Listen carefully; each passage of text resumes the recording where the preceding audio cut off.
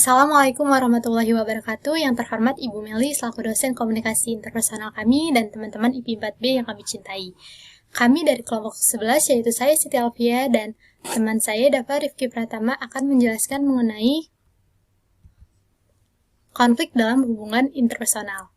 Tentunya kalian pernah nggak sih mengalami suatu konflik? Pasti pernah dong, apalagi dalam suatu hubungan, entah itu hubungan asmara, hubungan di keluarga, hubungan di pertemanan, ataupun hubungan dalam rekan kerja nantinya, pasti pernah mengalami suatu konflik dalam hubungan. Namun yang jadi masalah kita dalam mengalami suatu konflik, kita bingung entah itu kita akan mengutarakan konflik tersebut atau mendiskusikan konflik tersebut atau memilih untuk mendiamkannya. Ketika konflik itu didiskusikan, kita khawatir rekan yang berkonflik dengan kita tidak akan menerima persepsi atau pendapat kita, seperti yang terlihat pada gambar. Ataupun konflik jika kita diamkan, konflik yang mulanya kecil akan terus berkembang menjadi konflik yang besar. Bisa jadi karena tidak ada kepedulian antara dua pihak dalam menyelesaikan konflik tersebut. Nah, untuk itu bagaimana sih cara menangani konflik yang baik itu? Kita harus mempelajarinya terlebih dahulu. Untuk itu kita mempelajari yang pertama materi kita hari ini ialah prinsip dasar konflik dalam hubungan interpersonal, yang kedua tahapan manajemen konflik, dan yang ketiga strategi manajemen konflik. Yang pertama, prinsip dasar konflik dalam hubungan interpersonal.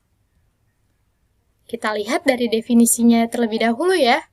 Wilmot and Hooker pada tahun 2007 mendefinisikan konflik interpersonal sebagai pertentangan antara setidaknya dua pihak yang bertikai, dua pihak yang saling bergantung, yang merasakan tujuan yang tidak lagi sesuai, keterbatasan sumber daya, dan gangguan dari orang lain dalam mencapai tujuan mereka.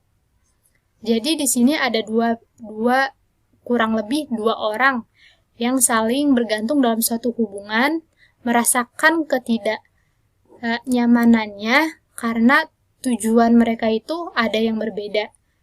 Seperti itu. Jadi terjadilah konflik. Selanjutnya, kita harus sadari bahwa konflik dalam hubungan interpersonal ialah konflik tidak dapat dihindari, atau conflict is inevitable. Mengapa sih konflik tidak dapat dihindari? Karena ada dua alasan. Yang pertama, suasana hati dan preferensi setiap orang berbeda. Seperti yang terlihat pada gambar, dianalogikan pada gambar karakteristik tiap orang itu berbeda. Ada merah, ada biru, di situ ada warnanya, menggambarkan atau menganalogikan perbedaan karakter, preferensi, ataupun tujuan orang yang berbeda-beda. Dan yang kedua adalah adanya konflik tidak dapat dihindari karena adanya ketegangan yang berlangsung, cepat atau lambat. Selalu menyebabkan beberapa ketegangan yang lebih besar. Bisa jadi ya kan? Selain perbedaan karakter, ada juga masalah sendiri dalam konflik itu. Jadi ada objek yang dipermasalahkan. Jadi kita harus sadari bahwa konflik itu tidak bisa dihindari, pasti selalu ada dalam setiap hubungan, entah itu hubungan yang berlangsung lama atau hubungan yang baru berlangsung. Yang selanjutnya ialah sumber persoalan konflik atau conflict issue. Agar konflik dapat terselesaikan dengan baik, ada kalanya kita memahami persoalan konflik dalam suatu hubungan. Adapun sumber persoalan konflik dalam hubungan antar pribadi diantaranya, sumber konflik dalam hubungan asmara menurut Siegert and Stem diantaranya ialah ketidakpastian komitmen, rasa cemburu, ketidaksesuaian ekspektasi terhadap pasangan, dan perbedaan kepribadian menimbulkan persoalan-persoalan konflik atau merupakan sumber konflik dalam suatu hubungan. Sumber konflik dalam hubungan antar rekan kerja ialah perbedaan pada tujuan perusahaan, bagaimana pengalokasian dana perusahaan, dan perbedaan gaya manajemen yang tepat untuk mengolah perusahaan menurut model pada tahun 92 merupakan sumber konflik dalam suatu perusahaan. Dan pada hubungan pertemanan, sumber konflik menurut Semster and Chupach tahun 98 diantaranya berbagi tempat tinggal atau kepemilikan, ketidaksesuaian gaya pertemanan, dan pembagian tugas, serta perbedaan ide memunculkan konflik dalam hubungan pertemanan. Nah, sumber konflik dalam online konflik. Sama seperti dunia nyata, dunia online juga mengalami konflik. Bahkan rasanya konflik dalam dunia online terasa begitu panas daripada di dunia nyata, bukan? Perang kata-kata, perang pemikiran, itu sangat cepat terjadi di dalam dunia online atau dunia maya. Adapun contoh dari penyebab konflik online diantaranya spamming, mengirimkan banyak pesan yang tidak diinginkan. Yang kedua, flaming, tindakan provokasi atau penghinaan sehingga terjadi suatu perdebatan. Ini umumnya flaming terjadi pada suatu forum diskusi online, seperti Twitter, entah itu. Pasti cepat sekali terjadi adanya flaming ini, dikarenakan ketidaktahuan orang ataupun rasa ingin memprovokasi seperti itu. Yang ketiga adalah trolling, memposting pesan untuk menghasut. Nah, ini si trolling, orang yang melakukan trolling disebut juga troller. Orang-orang troller seperti ini biasanya memposting pesan untuk menghasut. Konflik dapat menyebabkan efek negatif dan positif. Konflik can have positive effect and negative effect. Kita harus sadari bahwa konflik juga menimbulkan efek negatif. Di antaranya banyak konflik yang diselesaikan dengan cara yang tidak adil justru akan menyakiti atau menyakiti perasaan orang lain. Terkadang konflik membuat Anda menutup diri dari orang lain ketika kita menyembunyikan suatu perasaan atau unek-unek kita terhadap partner dan mencegah komunikasi pada saat itu atau pada saat terjadinya konflik. Justru lambat laun akan membuat keharmonisan dalam suatu hubungan dapat berkurang. Itu adalah negatif efek dari sebuah konflik. Ada juga positif efeknya loh. Di antaranya keuntungan dari konflik yaitu dapat menyelesaikan masalah dan mendapatkan solusi. Jika diselesaikan dengan cara yang baik ya. Jika menggunakan strategi konflik yang produktif, suatu hubungan akan menjadi lebih kuat, sehat, dan rasa kepuasan dari kondisi sebelumnya. Konflik dalam hubungan interpersonal bukan persoalan baik atau buruk, tetapi tergantung bagaimana cara kita menyelesaikan permasalahan dalam konflik. Oleh sebab itu, kita harus memahami dulu konflik yang sedang kita hadapi. Konflik itu dapat berfokus pada persoalan topik atau konten konflik atau persoalan hubungan. Konflik can focus on content and or relationship issue. Konten konflik atau isu konflik. Konflik ini berfokus pada objek, peristiwa yang dipermasalahkan atau diperdebatkan dalam suatu permasalahan, seperti film apa yang ingin kita tonton, kejujuran dalam ujian akhir sekolah, siapakah yang mendapat promosi jabatan, bagaimana cara menghabiskan dana. Permasalahan-permasalahan seperti ini sering terjadi pada setiap orang. Jadi, inti permasalahan konten dalam konflik itu adalah pada objek yang dipermasalahkannya ya. Ada juga konflik dalam suatu hubungan yang berfokus pada hubungan. Nah, berfokus pada relationship konflik ini berfokus pada persamaan dalam hubungan antar individu. Seperti permasalahan siapa yang lebih bertanggung jawab, keinginan untuk dihormati atau kesamaan dalam kedudukan, atau siapa yang tidak memiliki hak untuk menetapkan aturan dalam perilaku. Konflik ini terjadi karena adanya hubungan yang kurang sehat atau tidak sehat dalam membangun suatu hubungan seperti memaksakan kehendak. Jadi dia dapat digarisbawahi bahwa persoalan masalah hubungan ini atau relationship issue ini ada pada hubungannya. Entah itu ada ingin rasa dihormati oleh pasangan, ataupun rasa siapa sih yang lebih bertanggung jawab. Ada juga permasalahan untuk memaksakan kehendak. Seperti itu. Selanjutnya ada contoh dari persoalan relationship konflik. Konflik yang terjadi karena adik tidak mematuhi si kakak. Nah, ini terjadi, kenapa sih bisa terjadi seperti itu? Karena si kakak ini merasa dia lebih tua dan ingin dihormati. Sedangkan adik sebagai yang lebih muda tidak menghormati kakak. Jadi ini dapat menimbulkan suatu konflik. Suatu pasangan yang menginginkan kesetaraan dalam menentukan rencana liburan. Atau konflik antara ibu dan anak yang menginginkan hak untuk menentukan tujuan si anak. Tentunya si ibu yang merasakan sebagai orang tua dari si anak menginginkan haknya sebagai seorang tua untuk menentukan nasib si anak. Namun yang kita perlu sadari bahwa anak juga dapat menentukan hak atau keinginannya sendiri untuk mencapai tujuan. Jadi perdebatan-perdebatan ini sering sekali terjadi dalam suatu hubungan. Seperti itu. Nah, untuk menyelesaikan suatu konflik, ada 5 gaya konflik untuk menyelesaikannya, tapi juga kita punya konsekuensinya dalam memilih gaya konflik tersebut. Ada 5 gaya dasar atau cara untuk terlibat di dalam konflik, dan khususnya relevan untuk memahami konflik antar pribadi. Blank and Hour, Viston tahun 1984. 5 gaya ini disusun berdasarkan sisi kepedulian terhadap diri sendiri dan sisi kepedulian terhadap orang lain.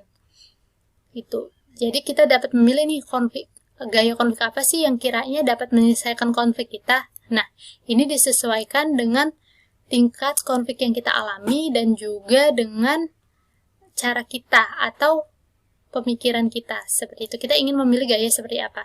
Yang pertama itu ada gaya kompetisi atau aku menang, kamu kalah. Gaya kompetisi berfokus pada mementingkan diri sendiri dan sedikit untuk orang lain. Gaya konflik ini dimotivasi oleh daya saing. Kita akan cenderung agresif secara verbal. Di samping itu menyalahkan orang lain. Jadi pokoknya aku tuh menang, kamu tuh kalah. Intinya gitu.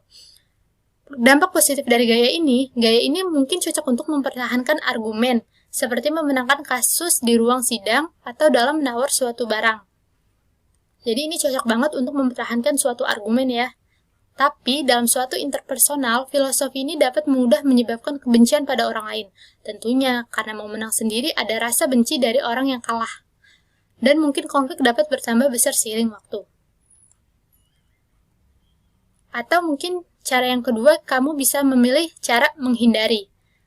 Intinya ini aku kalah, kamu kalah. Menggunakan gaya menghindari menunjukkan bahwa diri sendiri relatif tidak peduli baik dengan kebutuhan diri sendiri maupun kebutuhan atau keinginan orang lain. Anda akan cenderung menghindari komunikasi yang nyata tentang masalah, mengubah topik ketika masalah sedang didiskusikan. Konflik ini dapat menjadi jalan alternatif untuk menghindari pembicaraan konflik untuk sementara waktu. Hanya sementara waktu ya.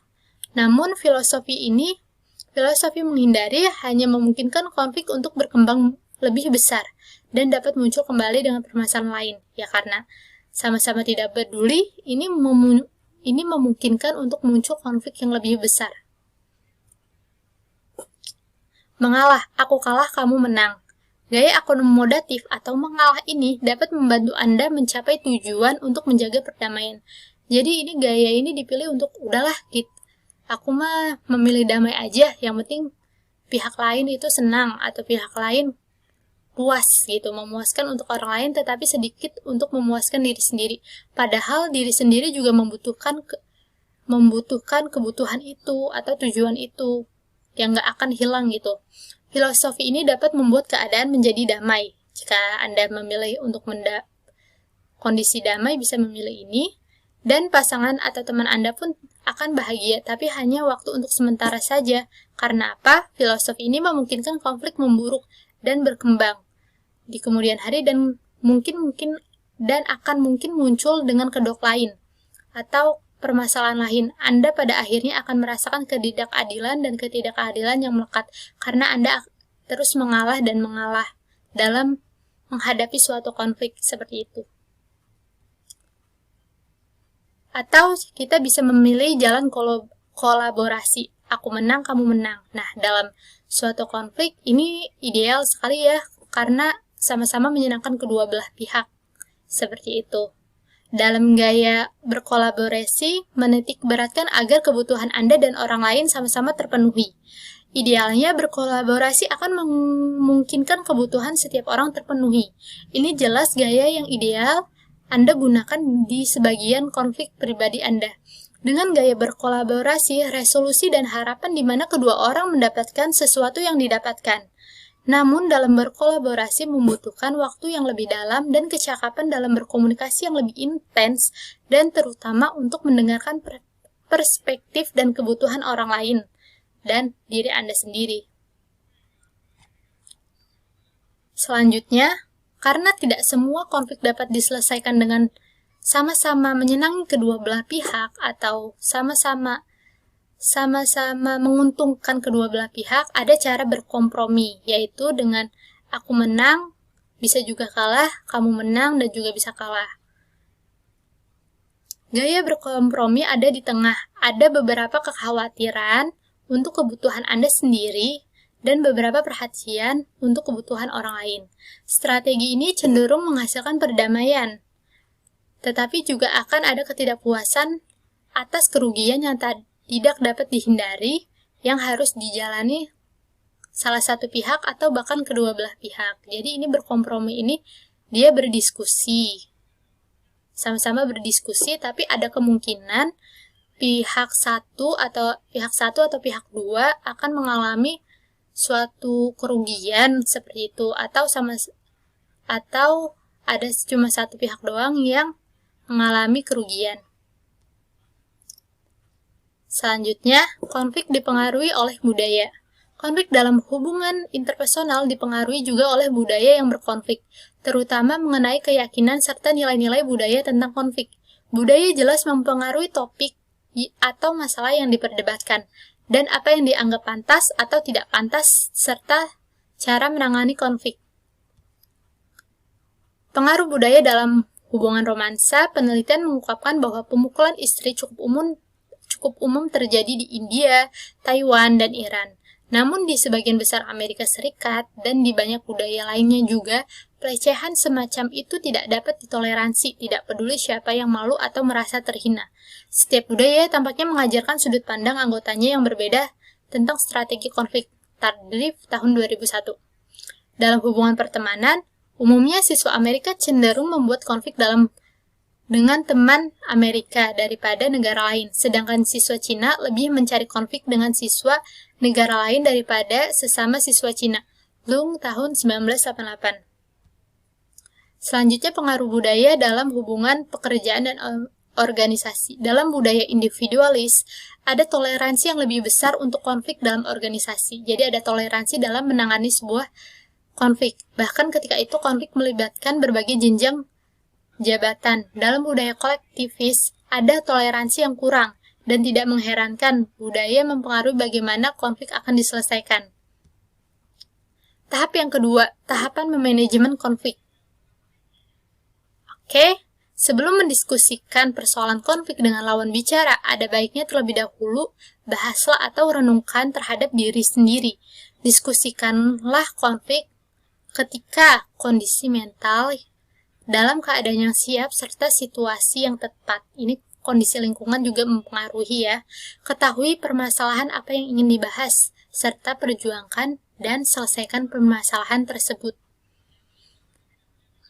Proses manajemen konflik. Yang pertama ada definisikan konflik. Yang kedua, memeriksa solusi yang memungkinkan. Yang ketiga, ada uji solusi. Yang keempat, ada evaluasi solusi. Dan yang terakhir, ada menerima atau menolak solusi. Mendefinisikan konflik yang pertama, define the conflict. Di antaranya, yang pertama, A. Definisikan konflik antara permasalahan konten atau permasalahan hubungan. Jadi kita harus membedakan gitu loh. Ini tuh sebenarnya konflik yang kita hadapi, ini termasuk konflik dalam konten atau konflik dalam hubungan isu, permasalahan hubungan. Definisikan masalah konten yang jelas, siapa yang harus mencuci piring, siapa yang membawa anak ke sekolah, serta masalah hubungan yang mendasari siapa yang telah menghindari tanggung jawab rumah tangga yang waktunya lebih berharga, seperti itu. Yang B, definisikan masalah dalam istilah tertentu. Cobalah untuk mengerti mengapa bisa timbul suatu permasalahan, atau kita istilahnya itu introspeksi diri lah, serta pahami istilah tertentu seperti sebuah sindiran halus yang diutarakan kepada kita. Coba kita. Yang telah dijelaskan oleh Siti, yaitu dari bagian mendefinisikan konflik, bagian 3 fokus pada masa kini. Cobalah untuk fokus pada persoalan yang sedang terjadi, bukan permasalahan atau kesalahan di masa lalu. Lalu empati, di mana kita mencoba mengerti penyebab konflik dari sudut pandang orang lain. Mengapa orang tersebut bersikap demikian? Dengan memahami sudut pandang orang tersebut, kita dapat sedikit memahami penyebab konflik. Selanjutnya adalah menghindari membaca pikiran atau berprasangka buruk. Alangkah baiknya jika kita langsung bertanya pada orang tersebut secara langsung. Selanjutnya, memberikan solusi yang memungkinkan atau examine the possible solution. Mencoba untuk mengidentifikasi sebanyak mungkin solusi yang dapat memungkinkan, mencari solusi yang memungkinkan untuk dapat menguntungkan kedua belah pihak, dan hati-hati dalam setiap pengambilan sudut solusi dan akibatnya. Yang ketiga adalah uji solusinya, yaitu kita uji solusi secara mental dan praktik. Apakah secara mental maksudnya adalah apakah kita nyaman dengan solusi tersebut? Jika kita nyaman, maka kita akan lanjutkan solusi tersebut secara praktik. Yang selanjutnya ada evaluasi solusinya. Setelah kita menguji solusi tersebut, kita akan mengevaluasi solusinya. Apakah solusi tersebut berhasil, dan apakah jika berhasil sepadan dengan harganya, apakah ada solusi yang lebih baik, dan sebagainya. Setelah kita evaluasi solusi tersebut, kita akan menerima atau menolak solusi tersebut. Jika kita terima solusi tersebut, maka kita akan melakukan solusinya, dan jika kita tolak, kita akan mencari solusi lain hingga kita menerimanya. Yang selanjutnya kita membahas strategi manajemen konflik. Dalam mengelola konflik, dibutuhkan untuk melakukan atau memilih strategi untuk menyelesaikan konflik. Nah, dalam pemilihan strategi dapat dipengaruhi juga oleh beberapa faktor, yaitu tujuan atau sasaran, jangka pendek dan jangka panjang. Tujuan jangka pendek atau jangka panjang sangat berpengaruh untuk memilih pemilihan strategi kita. Dimana jika kita ingin contohnya strategi jangka pendek, kencan misalnya, kita dapat menggunakan strategi yang cocok dan mengabaikan masalah. Namun jika kita ingin hubungan jangka panjang seperti menikah, kita akan menganalisis strategi tersebut dan membuat strategi yang menguntungkan kedua belah pihak. Yang kedua adalah emosi. Emosi juga mempengaruhi pemilihan strategi kita, di mana kita akan memilih strategi yang berbeda di saat sedih dibandingkan di saat kita marah. Lanjutnya adalah penilaian kognitif. Hal ini berpengaruh dalam pemilihan strategi kita, sebab apa yang menurut kita adil dan benar bisa saja salah menurut orang lain, dan kita akan bisa saja memilih strategi yang menurut kita adil dan benar dan akan merugikan orang lain yang menganggap penilaian kognitif kita atau strategi kita itu tidak benar atau salah. Selanjutnya adalah kompetensi kepribadian dan komunikasi. Kepribadian dan cara komunikasi kita sangat mempengaruhi cara strategi yang akan kita ambil, yaitu adalah mungkin orang yang ceria atau ekstrovert akan mengambil strategi yang lebih berani, sedangkan orang yang introvert akan mengambil strategi yang lebih halus, atau orang yang introvert atau pendiam akan mengambil strategi yang lebih halus atau diam-diam. Selanjutnya adalah sejarah keluarga. Sejarah keluarga juga mempengaruhi topik apa yang kita bicarakan, penilaian kita, dan obsesi kita yang mana berpengaruh terhadap strategi apa yang akan kita ambil. Dan berikut adalah beberapa strategi produktif dan yang tidak produktif, yaitu strategi win-win dan win-lose. Dalam strategi ini, penyelesaian konflik dilakukan dengan cara ada dua cara, yaitu menang kalah atau menang-menang, di mana strategi yang baik atau yang produktif adalah memenangkan kedua belah pihak, dan yang tidak produktif adalah menang kalah atau kalah-kalah, di mana akan menyebabkan konflik baru dari pihak yang kalah. Selanjutnya adalah avoidance dan active facting strategi, di mana avoidance adalah strategi yang menghindar atau lari dari suatu masalah, seperti kabur atau tidur atau mengunci diri atau menyetel musik dengan keras. Dan sedangkan active facting adalah strategi yang mana individu itu aktif atau berperan aktif dalam mendengarkan, berbicara, alias memiliki peran yang aktif. Selanjutnya strategi kekuatan bicara. Strategi kekuatan adalah strategi yang menggunakan pengaruh baik fisik atau mental, contohnya kekerasan untuk memenangkan konflik. Tentunya hal ini malah akan menambahkan konflik baru. Selanjutnya strategi bicara adalah di mana kita menjadi pendengar atau pembicara, berempati, mengontrol emosi dan terbuka. Selanjutnya adalah strategi facilitating dan face engaging, di mana facilitating itu adalah memenangkan konflik dengan cara menjatuhkan citra lawan yang seperti berkata kasar atau pelecehan verbal, yang mana akan membuat konflik baru nantinya. Selanjutnya strategi face engaging adalah strategi di mana kita meningkatkan harga diri atau citra lawan. Strategi ini akan meminimalisir terjadinya konflik di masa depan. Kedua adalah strategi agresivitas verbal dan argumentativeness. Strategi agresivitas verbal adalah strategi untuk memenangkan argumen dengan cara membuat konflik. Ada pula cara untuk mengurangi agresivitas verbal adalah yaitu dengan cara memberikan senyum, memasang wajah ceria, lakukan kontak fisik seperti sentuhan. Dan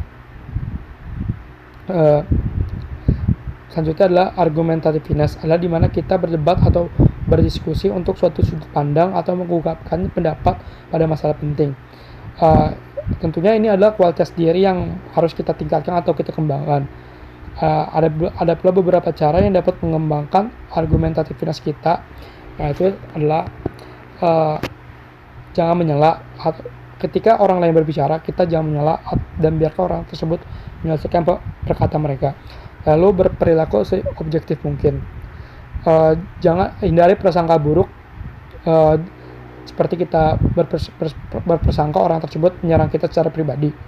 Lalu yang ketiga adalah tekankan persamaan atau persetujuan. Sebelum kita menyerang argumen mereka, alangkah baiknya kita menekankan poin yang kita setujui atau pendapat yang kita setujui. Lalu hindari menyerang pribadi. Fokus pada argumen, bukan menyerang kita fokus pada argumen, bukan menyerang secara orang tersebut secara pribadi. Yang kelima adalah nyatakan minat pada posisi, sudut pandang, dan sikap orang tersebut. Lalu yang keenam, menegaskan rasa kompetensi orang lain. Jika perlu kita jika perlu maka kita harus memuji orang tersebut. Sekian dan terima kasih.